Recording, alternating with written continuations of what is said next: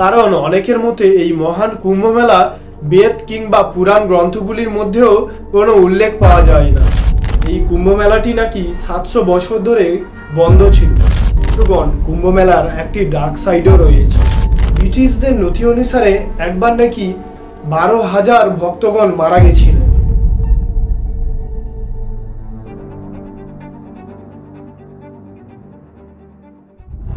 নমস্কার সবাইকে। বিশ্বের সবথেকে বড় শান্তিপূর্ণ ধর্মীয় জনসমাগম হলো কুম্ভ মেলা।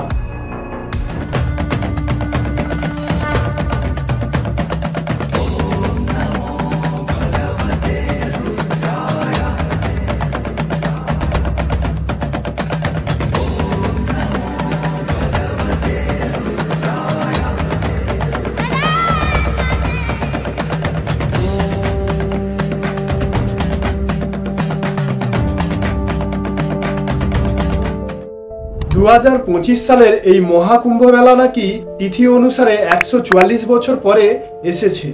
অর্থাৎ আমার বাবা এবং দাদু এই মেলা দেখেননি এবং আসন্ন দুটো জেনারেশনও এই মেলা দেখতে পাবে না। তাহলে অর্ধ কুম্ভ মেলা কিংবা পূর্ণ কুম্ভ মেলা যে আয়োজিত হয়, তাহলে এগুলো কোন কুম্ভ মেলা?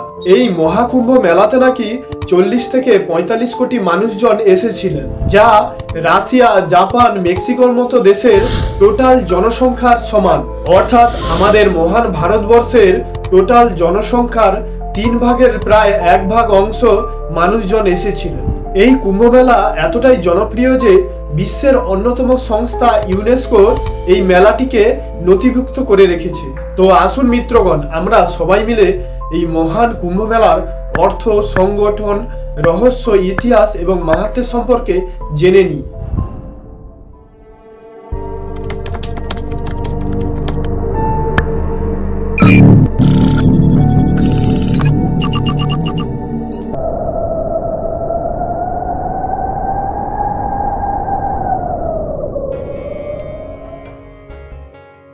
মিত্রগণ, এই মহান কুম্ভ মেলার সম্পর্কে সম্পূর্ণ বিস্তারিতভাবে জানতে হলে প্রথমত এই কুম্ভ মেলা কয় ধরনের হয় তাহা জানতে হবে। প্রথমত, প্রত্যেক বছরই ভারতীয় ক্যালেন্ডার অনুসারে মাঘ মাসে মাঘ কুম্ভ অনুষ্ঠিত হয়। এই মেলাটি মাঘ স্নান নামেও পরিচিত। দ্বিতীয়ত, প্রত্যেক 3 বছর অন্তর কুম্ভ মেলা অনুষ্ঠিত হয়। তৃতীয়ত, প্রত্যেক 6 বছর অন্তর অর্ধ কুম্ভ মেলা অনুষ্ঠিত হয়। আর চতুর্থতম, প্রত্যেক 12 বছর অন্তর পূর্ণ কুম্ভ মেলা অনুষ্ঠিত হয়। আর অবশেষে প্রত্যেক 12 বছর অন্তর অনুষ্ঠিত হয়ে যাওয়া পূর্ণ কুম্ভ মেলা যখন 12 বার অনুষ্ঠিত হয়ে যায়, তখন অনুষ্ঠিত হয় মহা কুম্ভ মেলা। মিত্রগণ, একটু ক্যালকুলেশন করলে জানা যায় যে 12 × 12 144। অর্থাৎ 2025 সালে যে মহা কুম্ভ মেলা অনুষ্ঠিত হয়েছে তা 144 বছর পর তিথি অনুসারে অনুষ্ঠিত হয়েছে। মিত্রগণ, মহান কুম্ভ মেলা কয় প্রকারের হয় তাহা জানলাম, কিন্তু কুম্ভ মেলার রহস্য জানতে হলে কুম্ভ মেলার অর্থ সম্পর্কেও অবগত হতে হবে।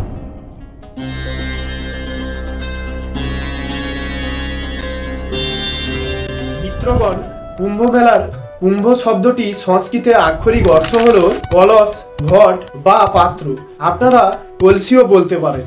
আর মেলা শব্দটি সংস্কৃতে আক্ষরিক অর্থ হলো যোগদান করা বা একত্রিত হওয়া বা জনসমাবেশ। বেদ অনুসারে এই কুম্ভ শব্দটি ঋগ্বেদে, যজুর্বেদে, সামবেদে, অথর্ববেদেও উল্লেখ রয়েছে। অন্যান্য বৈদিক প্রাচীন সংস্কৃত সাহিত্যেও এই কুম্ভ শব্দটির উল্লেখ পাওয়া যায়। আর জ্যোতিষশাস্ত্রীয় গ্রন্থ অনুসারে এই কুম্ভ শব্দটি কুম্ভ রাশির চিহ্নকে বোঝায়। আপনারা একটু লক্ষ্য করে দেখবেন, কুম্ভ রাশিটিকে একটি কলসির দ্বারা চিহ্নিত করা হয়েছে। মিত্রগণ, কুম্ভ মেলার আক্ষরিক অর্থ আমরা জানলাম, কিন্তু আমরা জানি যে কোনো কর্ম বা ঘটনার শুরু অথবা কারণ অবশ্যই থাকে। ঠিক সেভাবেই কুম্ভ মেলার শুরু হওয়ার পেছনে একটি সুদৃঢ় কারণ অবশ্যই থাকবে। কারণ অনেকের মতে এই মহান কুম্ভ মেলা বেদ কিংবা পুরাণ গ্রন্থগুলির মধ্যেও কোনো উল্লেখ পাওয়া যায় না। यही गंगा और जमुना का संगम है। इसी संगम में गुप्त सरस्वती नदी भी आकर मिलती है। इसीलिए মিত্রগণ, এই বছরের মহাকুম্ভ মেলা আমাদের মহান ভারতবর্ষের অন্তর্গত উত্তরপ্রদেশ রাজ্যের প্রয়াগরাজ জেলায় অনুষ্ঠিত হয়েছে। প্রয়াগরাজে পবিত্র স্নান তীর্থযাত্রার প্রথম উল্লেখ পাওয়া যায় ঋগ্বেদের পরিশেষ্টে, মিত্রগণ, বৌদ্ধ ধর্মের পালি শাস্ত্রেও প্রয়াগরাজে যে পবিত্র স্নান পর্ব হয় তার উল্লেখ পাওয়া যায়। বৌদ্ধ পালিশাস্ত্র মজিম নিকায়ের ধারার 1-এর সাথে গৌতম বুদ্ধ বলেছেন, প্রয়াগ স্নানে কোনো ব্যক্তির পুরো এবং মন্দ কর্মসমূহকে ধুয়ে ফেলতে পারে না, বরং গুণী ব্যক্তির কর্ম এবং হৃদয় শুদ্ধ হওয়া উচিত। মিত্রগণ, আপনারা দেখলেন স্বয়ং গৌতম বুদ্ধ এই প্রয়াগ স্নানের বিষয়ে উক্তি করেছে। এর দ্বারা বোঝা যায় প্রয়াগে পবিত্র স্নান করার তীর্থ অনেক আগে থেকেই হয়ে আসছে।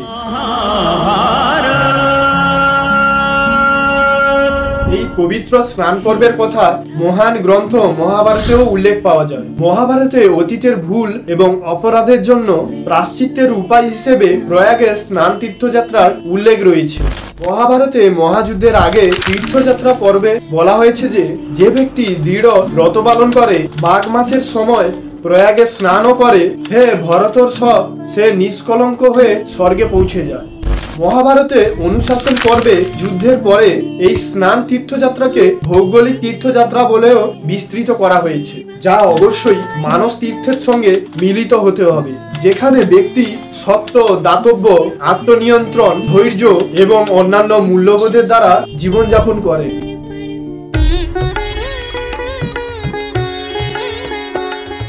মিত্রগণ, 7ম শতাব্দীতে আমাদের মহান ভারতবর্ষে হর্ষবর্ধন নামক এক মহান রাজা শাসন করত।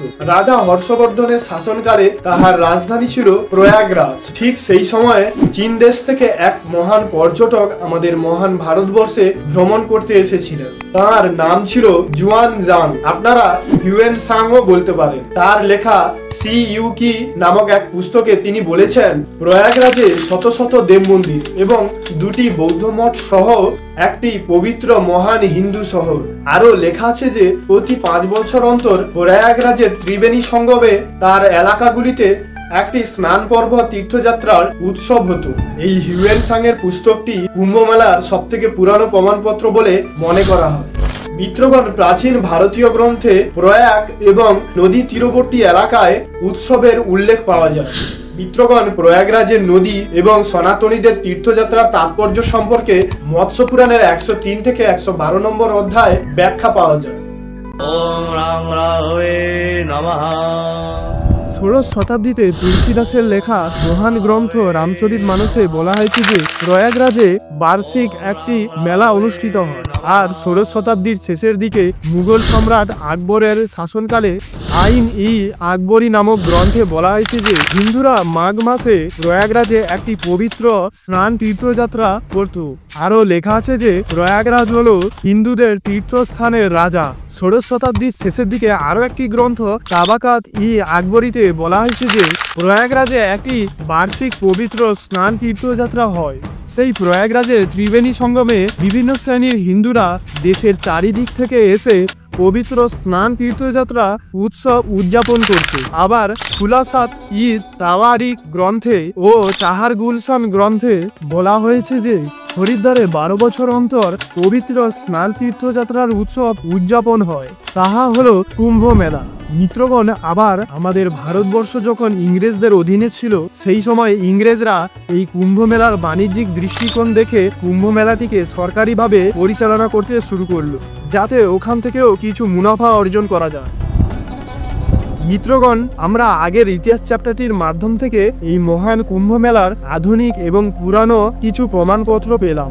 এখন এই মহান কুম্ভ মেলা কোনো পরম্পরাভাবে চলে আসা উৎসব না আস্থা, না এই মহান কুম্ভ মেলার কোনো সুদৃঢ় ফাউন্ডেশন রয়েছে।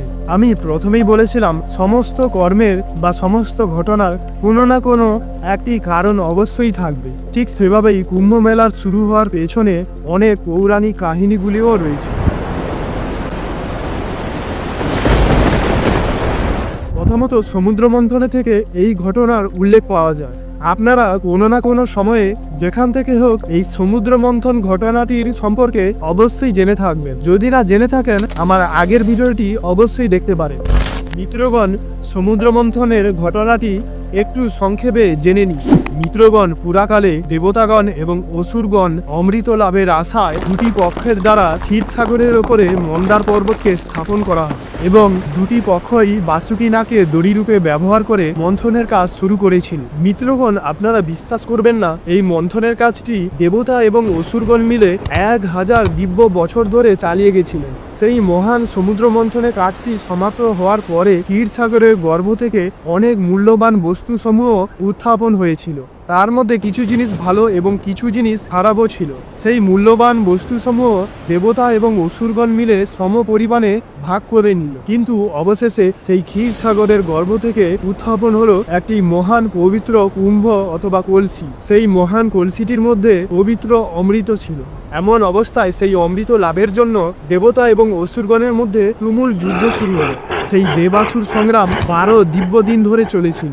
অর্থাৎ এক দিব্য দিন মানে আমাদের কাছে 1 বছরের সমান। তাই এই মহান যুদ্ধ আমাদের কাছে 12 বছরের সমান। এই যুদ্ধ চলাকালীন মহান অমৃতের কলসি থেকে 12 বার অমৃতের কিছু অংশ পড়ে গেছিল। তার মধ্যে 8 বার স্বর্গের 8টি স্থানে পড়েছিল এবং 4 বার আমাদের মহান ভারতবর্ষের 4টি স্থানে পড়েছিল, যেখানে আজ কুম্ভ মেলা অনুষ্ঠিত হয়।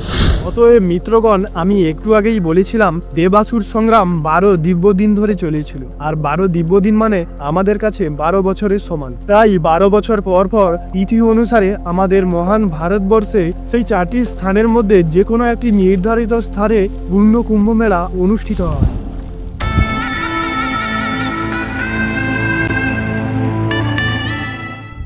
মিত্রগণ, আমাদের আরো একটি পৌরাণিক কাহিনী সম্পর্কে অবগত হতে হবে। আর এই পৌরাণিক কাহিনীটি মহান ঋষি কশ্যপ ও তার 2 পত্নী দেবী কদ্রু এবং দেবী বিনতাদেরকে নিয়ে। দেবী কদ্রু হলেন সাপেদের জননী, অর্থাৎ সাপেদের মা। সনাতন ধর্ম অনুসারে দেবী কদ্রুকেই সাপেদের মা হিসেবে গণ্য করা হয়, কারণ সমস্ত সর্প জাতি দেবী কদ্রুর দ্বারাই সৃষ্টি হয়েছে। আর দেবী বিনতা হলেন সূর্য নারায়ণের সারথী অরুণ এবং ভগবান নারায়ণের বাহন গরুর দেবের জননী। দেবী কদ্রু দেবী বিনতাকে অনেক হিংসে করতেন। ঠিক সেই কারণে একবার দেবী কদ্রু দেবী বিনতাকে ছলের দ্বারা নিজের দাসী বানিয়ে ফেলে। এই সমস্ত বিষয় পক্ষীরাজ গরুড়দেব জানতে পারেন আর সাপেদেরকে বলল, আমার মাকে দাসত্ব থেকে মুক্ত করো। কিন্তু সাপেরা গরুড়দেবের কাছে একটি শর্ত প্রস্তাব রাখলো। সাপেরা বলল যে স্বর্গ থেকে আমাদের জন্য পবিত্র অমৃতের কলসিটি নিয়ে এলেই আমার মাকে আমরা দাসত্ব থেকে মুক্ত করে দেব। তারপর গরুড়দেব সাপেদের কথা মতো পবিত্র অমৃতের কলসি সংগ্রহের জন্য স্বর্গের দিকে রওনা হলো।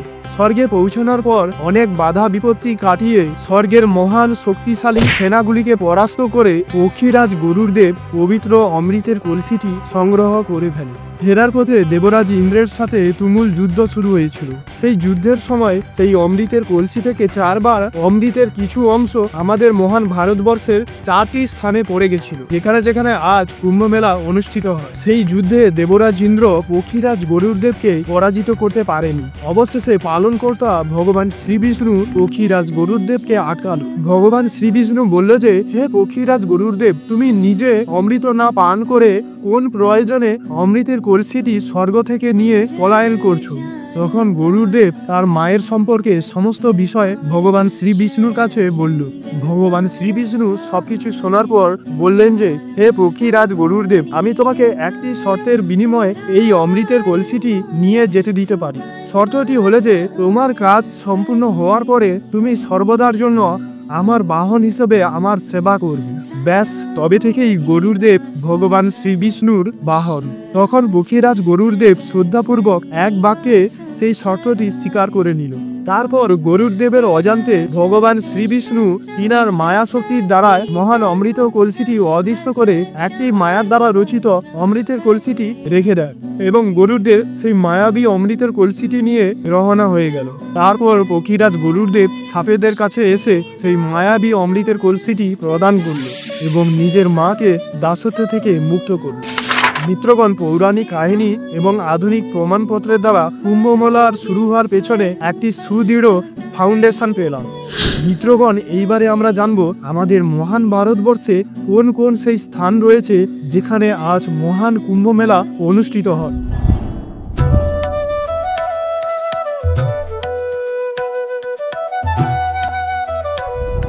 মিত্রগণ, পৌরাণিক কাহিনী অনুসারে অমৃতের কলসি থেকে কিছু অংশ মহান ভারতবর্ষের কিছু স্থানে পড়েছিল। তাহা হলো প্রথমত উত্তরাখণ্ড রাজ্যের হরিদ্বার জেলায় বাহিত হয়ে যাওয়া মা গঙ্গা নদী এবং তার তীরবর্তী এলাকায় সেই পবিত্র অমৃত পড়েছিল। আজ সেখানে কুম্ভ মেলা অনুষ্ঠিত হয়। দ্বিতীয়ত উত্তরপ্রদেশ রাজ্যের প্রয়াগরাজ জেলায় অবস্থিত ত্রিবেণী সঙ্গমে অমৃত পড়েছিল, অর্থাৎ গঙ্গা, যমুনা এবং অদৃশ্য সরস্বতী নদীর মিলন ক্ষেত্র, যেখানে এই বছর মহা কুম্ভ মেলা অনুষ্ঠিত হয়েছে। তৃতীয়ত মহারাষ্ট্র রাজ্যের নাসিক জেলায় অবস্থিত গোদাবরী নদী এবং তার তীরবর্তী অঞ্চলগুলিতে অমৃত পড়েছিল, সেখানেও কুম্ভ মেলা অনুষ্ঠিত হয়। অবশেষে মধ্যপ্রদেশ রাজ্যের মহাদেবের নগরী উজ্জয়িনী জেলায় বাহিত হয়ে যাওয়া শিপ্রা নদী ও তার তীরবর্তী অঞ্চলগুলিতে পবিত্র অমৃতের অংশ পড়েছিল, সেখানেও আজ কুম্ভ মেলা অনুষ্ঠিত হয়। মিত্রগণ, এই 4 স্থানে 12 বছর পর পর বছরগুলি এলে কুম্ভ মেলা অনুষ্ঠিত হয় না। এর পেছনে সৌরজাগতিক অবস্থান, তিথি ও জ্যোতিষশাস্ত্রীয় অনুসারে এই 4টি স্থানের মধ্যে একটি স্থান নির্ধারণ করা হয় এবং সেখানেই কুম্ভ মেলা অনুষ্ঠিত হয়। মিত্রগণ, আমাদের সনাতন ধর্মে বিনা কারণে কোনো কার্য ঘটিত হয় না, আর যেখানে কোনো তারিখে কোনো উৎসব পালনের বিষয় থাকে সেখানে সিস্টেমেটিক্যালি সৌরজাগতিক অবস্থান, তিথি এবং জ্যোতিষশাস্ত্রীয় গ্রন্থ অনুসারে দিনটি নির্ধারণ করা হয়। ঠিক সেভাবে এই 12 বছর অন্তর যে কুম্ভ মেলাগুলি অনুষ্ঠিত হয়ে চলেছে তা সৌরমণ্ডলের সূর্য, চন্দ্র এবং বৃহস্পতির দ্বারা নির্ধারণ করা হয়। আর জ্যোতিষশাস্ত্র অনুসারে চন্দ্র, সূর্য এবং বৃহস্পতি কোনো একটি স্পেসিফিক রাশিতে প্রবেশ করে তখনই সঠিক দিন নির্ধারণ হয়। মিত্রগণ, এই চন্দ্র, সূর্য এবং বৃহস্পতি কেন কুম্ভ মেলার দিনটি নির্ধারণ করে? আর সৌরমণ্ডলের মধ্যে আরো অন্যান্য গ্রহ তো রয়েছে, সেই সব গ্রহগুলির কেন কুম্ভ মেলার দিনটি নির্ধারণ করতে পারে না? এর পেছনে রয়েছে আরো একটি পৌরাণিক কাহিনী। এই পৌরাণিক কাহিনীটি জানতে হলে আমাদেরকে আবার সেই সমুদ্র মন্থনকে ঘিরে দেবাসুর সংগ্রামের যুদ্ধে ফিরে যেতে হবে।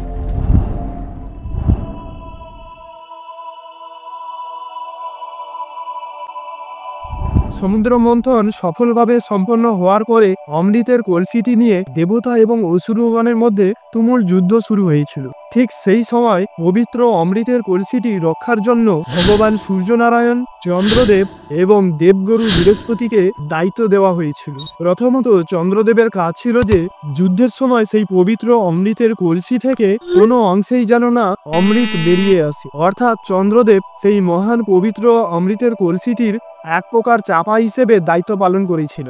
দ্বিতীয়ত ভগবান সূর্যনারায়ণ যুদ্ধের সময় যাতে না কলসিটি ভেঙে যায় তাই কলসিটির সম্পূর্ণ বডিতে নিজেকে স্থাপন করেছিলেন।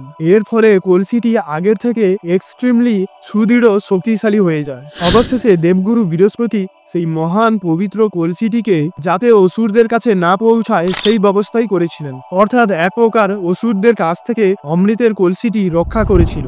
মিত্রগণ, আপনারা দেখলেন কোনো সাধারণ দেবতা নয়, স্বয়ং চন্দ্রদেব, স্বয়ং ভগবান সূর্যনারায়ণ এবং স্বয়ং দেবতাদের গুরু বৃহস্পতি সেই অমৃতের কলসিটি রক্ষার দায়িত্ব নেওয়ার পরেও সেই অমৃতের কলসিটি থেকে অমৃতের কিছু অংশ পড়েছিল। এর থেকে বোঝা যায় দেবতা এবং অসুরগণের মধ্যে কতটা ভয়াবহ যুদ্ধ হয়েছিল। মিত্রগণ, এই পৌরাণিক কাহিনীগুলির কারণে চন্দ্র, সূর্য এবং বৃহস্পতি কুম্ভ মেলার দিন নির্ধারণ করে।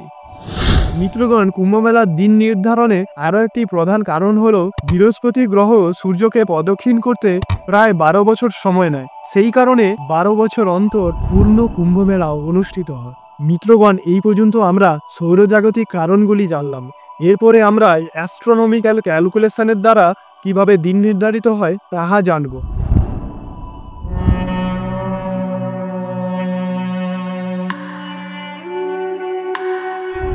মিত্রগণ, যেমনটা আমরা আগে থেকে জানলাম যে চন্দ্র, সূর্য এবং বৃহস্পতি কুম্ভ মেলার দিন নির্ধারণ করেন, সেটা সম্ভব হয় যখনই চন্দ্র, সূর্য এবং বৃহস্পতি জ্যোতিষশাস্ত্রীয় গ্রন্থ অনুসারে কোনো একটি স্পেসিফিক রাশিতে প্রবেশ করে। প্রথমত বৃহস্পতি যখন কুম্ভ রাশিতে আর সূর্য যখন মেষ রাশিতে প্রবেশ করে তখন হরিদ্বারের গঙ্গা নদীর তীরবর্তী স্থানে কুম্ভ মেলা অনুষ্ঠিত হয়। দ্বিতীয়ত বৃহস্পতি যখন মেষ রাশিতে আর চন্দ্র এবং সূর্য যৌথভাবে মকর রাশিতে প্রবেশ করে তখন প্রয়াগরাজে ত্রিবেণী সঙ্গমে কুম্ভ মেলা অনুষ্ঠিত হয়। তৃতীয়ত বৃহস্পতি যখন সিংহ রাশিতে অথবা চন্দ্র, সূর্য এবং বৃহস্পতি যখন চন্দ্রযোগে কর্কট রাশিতে প্রবেশ করে তখন নাসিকের গোদাবরী নদীর তীরবর্তী এলাকায় কুম্ভমেলা অনুষ্ঠিত হয়। আর এই কুম্ভমেলাটি সিংহস্থ কুম্ভমেলা নামেও পরিচিত। আর অবশেষে বৃহস্পতি যখন সিংহ রাশিতে ও সূর্য যখন মেষ রাশিতে প্রবেশ করে তখন উজ্জয়িনীতে শিপ্রা নদীর তীরবর্তী এলাকায় কুম্ভমেলা অনুষ্ঠিত হয়। আর এই কুম্ভমেলাটিও সিংহস্থ কুম্ভমেলা নামেও পরিচিত।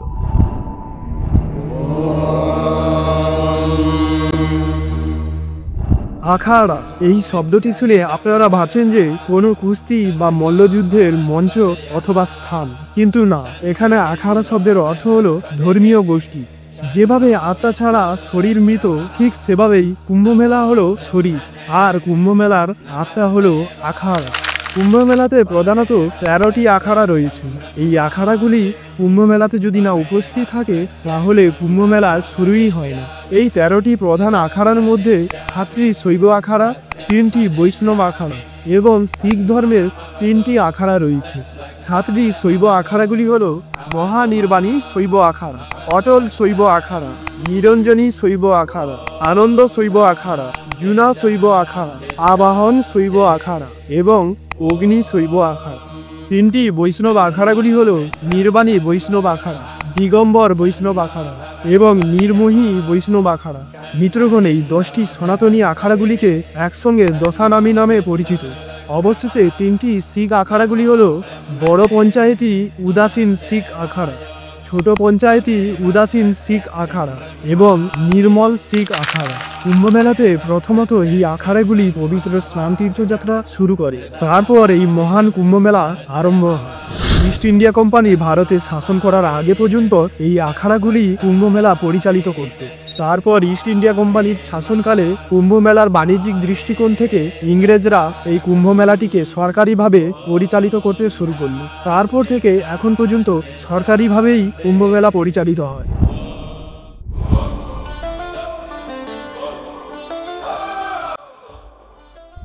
কুম্ভমেলাতে প্রথমত এই আখাড়াগুলি পবিত্র স্নান তীর্থযাত্রা শুরু করে, তারপর এই মহান কুম্ভমেলা আরম্ভ হয়। এই মহান কুম্ভমেলার মাহাত্ম্য হলো যে কোনো ব্যক্তি একক মনে স্নান করে নিজের পাপগুলিকে যদি বর্জন করে, এটাই হলো এই কুম্ভমেলার প্রধান মাহাত্ম্য। আবার কোনো ব্যক্তি যদি এই পবিত্র স্নান করার পরে ফিরে এসে আবার সেই পুরনো পাপকর্মে লিপ্ত হয় তাহলে এর কোনো মাহাত্ম্য থাকে না। এই কুম্ভমেলাতে আখাড়াগুলি নিজেদের শাহী অথবা রাজযোগী শোভাযাত্রা শুরু করে। মিত্রগণ, এই কুম্ভমেলাতে ভারতের প্রাচীন সংস্কৃতিকে আনুষ্ঠানিকভাবে তুলে ধরা হয় এবং আখাড়াগুলির দ্বারায় বিভিন্ন ভোজেরও আয়োজন করা হয়। এই মহান কুম্ভমেলাতে বাদ অনুবাদ, বাদ বিবাদ এবং শাস্ত্রার্থের মতো বিভিন্ন পুরানো অনুষ্ঠানগুলি তুলে ধরা হয়। এই কুম্ভমেলাতে আখাড়াগুলি 12 বছর অন্তর একে অপরের সঙ্গে সাক্ষাৎ করেন এবং জ্ঞানের আদান প্রদান করেন, কারণ এই 12 বছরের মধ্যে কোনো নতুন জ্ঞানের উন্মোচন হলো কিনা তাহা জানার জন্য। এই কুম্ভমেলার আরও একটি প্রধান মাহাত্ম্য হলো যে বিশ্বের বিভিন্ন জায়গা থেকে বিভিন্ন মানুষজন এই কুম্ভমেলাতে অংশগ্রহণ করে এবং কুম্ভমেলাকে আনন্দ স্বরূপ উপভোগ করে আর সনাতন ধর্মকে উপলব্ধি করে। মিত্রগণ, 2022 সালে আরো একটি কুম্ভমেলা পুনরুদ্ধার করা হয়। এই কুম্ভমেলাটি নাকি 700 বছর ধরে বন্ধ ছিল। এই মেলাটি আর কোথাও নয়, আমাদের পশ্চিমবঙ্গেই অবস্থিত হুগলি জেলায় অন্তর্গত বাঁশবেড়িয়া অঞ্চলে আনুষ্ঠানিকভাবে পুনরুদ্ধার করা হয়। বাঁশবেড়িয়াতে হুগলি নদী, যমুনা নদী এবং সরস্বতী নদীর ত্রিবেণী সঙ্গমে এই মেলাটি অনুষ্ঠিত হয়েছে। এই কুম্ভ মেলাটিকে পঞ্চম কুম্ভ মেলা নামে অভিহিত করা হয়েছে। মিত্রগণ, কুম্ভমেলার একটি ডার্ক সাইডও রয়েছে। ব্রিটিশরা কয়েকটি সাহিত্যে ও সরকারিভাবে কিছু জায়গায় নথিপত্রও রয়েছে যে শৈব আখাড়া এবং বৈষ্ণব আখাড়ার মধ্যে অনেকবারই তুমুল যুদ্ধ হয়েছিল। অনেকবার সেই যুদ্ধের সময় অনেক ভক্তগণও মারা গেছিলেন। ব্রিটিশদের নথি অনুসারে একবার নাকি 12,000 ভক্তগণ মারা গেছিল। আর এই যুদ্ধের মূল কারণ হলো কুম্ভমেলা শুরু হওয়ার আগে কোন গোষ্ঠী আগে রাজযোগী অথবা শাহী স্নান করবে তাহা নিয়ে, অর্থাৎ কুম্ভমেলার শাহী স্নানের অগ্রাধিকার নিয়ে। মিত্রগণ, আমি একটি কথা ভাবছি যে আমরা সাধারণ মানুষ, কিন্তু শৈব গোষ্ঠী বা বৈষ্ণব গোষ্ঠী ইনারা আমাদের থেকে অনেক আধ্যাত্মিক। তা সত্ত্বেও ভগবান শিব এবং ভগবান বিষ্ণুকে আলাদা করে দেখে। যার কারণে এমন যুদ্ধ বারবার ঘটিত হয়, যেখানে ভগবান শিব স্বয়ং নারায়ণের আরাধনা করেন, আবার স্বয়ং ভগবান নারায়ণ ভগবান শিবের আরাধনা করে থাকেন।